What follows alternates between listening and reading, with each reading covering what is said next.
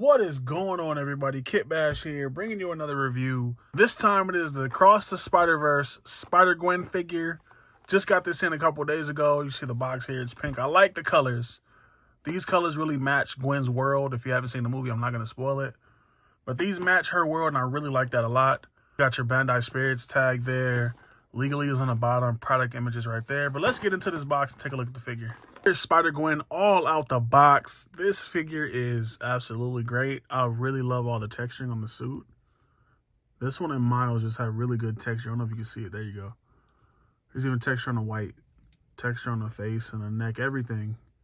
The entire figure has texture from the top to the bottom. I even like the updated shoes.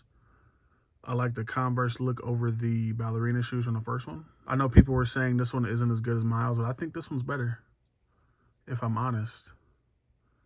All the details on here is great. Let's go over articulation. For the head with the hood, you get about that much in every direction. It's not going to do too much. I do kind of wish this was a softer plastic. Maybe it would have fared better for articulation-wise. You can even see, maybe if they cut, maybe I'll cut that out and see if I can get more range. I can see why they did it like that. So the hood can sit up at the right spot. I get it, but it still hinders articulation. Let me take this hood off. But you can see looking up without the hood, it does go that far up. That far down, you do get some right and some left. And pretty much any way you want to tilt it, it'll go. The thing that sucks about this is this character is known for wearing the hood. And like I said, if the hood was a softer plastic, it'd be better. One thing I do like, though, is that the paint doesn't rub. That pink's not on this head at all. For the arms, you do get that far up. It's pretty good range. It does do a 360. You get a bicep swivel, double jointed elbow. It does get stuck. Mine gets stuck right here. So if you have this figure, be careful. You can see the plastics hitting. The wrist will go left and right, up and down. It's a telescopic ball peg, so left and right, up and down. For the waist, you do get a butterfly joint as well. Pretty good. For the waist, you do get a really nice swivel here. Pretty good crunch at the top. Pretty good backwards. There's really none going forward. Everything's going to go backwards. I don't understand why they keep doing figures like this, especially Spider-Man figures. She's really agile. So in the movie, she does some crazy swinging and stuff like that. So it would have been nice to be able to get that crunch.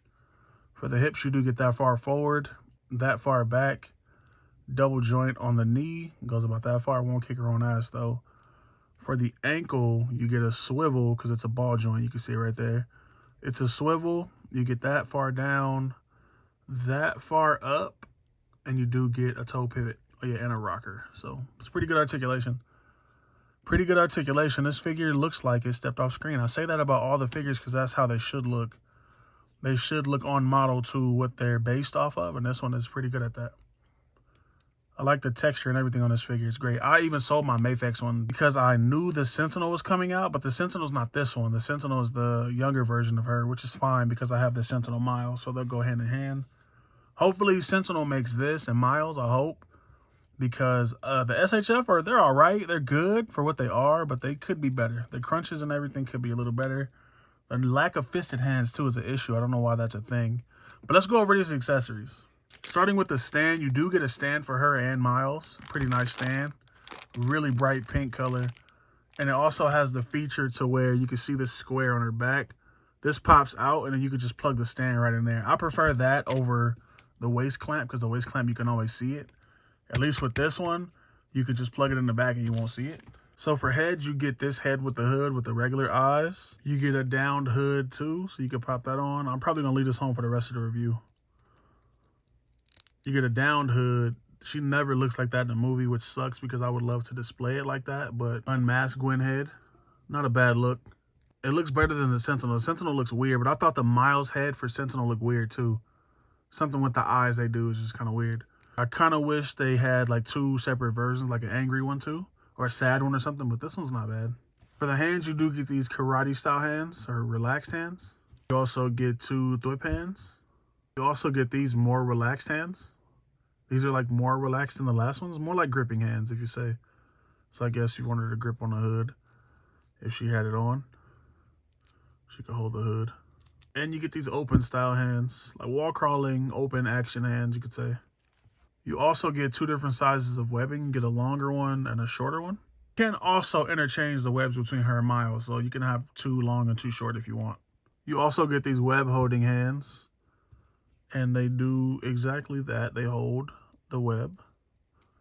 So if you wanted to make it look like she was web swinging, you could 100% pull that off. I'm not the best poser, so you have to forgive me. But yeah, you can 100% pull that off if you want it to look like she was swinging her web. But overall, though, this figure is pretty nice. I like the articulation it can pull off. The 2 gripes, probably the same gripes I had with Miles. With this hood on, the head is really limited, and the lower torso range is terrible. Like, there's enough here to where you can... I'll probably shave it down myself, too. Just shave it down a little bit, or a lot, and have better range. I don't understand why they didn't do it. It's really weird to me to have a Spider-Man figure that cannot do Spider-Man type poses. So let's hope when I shave it down, it'll help. Like on the box, prime example on the box, they show this pose. You can never do that with this figure. It would be nice, but you can't do it. Mainly because the hood doesn't let the head look up. But it's still a great offering. If you like Spider-Gwen, or Ghost Spider as she used to be called, if you like Spider-Gwen and you're looking for a good version from the movie, go for it. I say go for it. Wait to see what else comes out and go that route.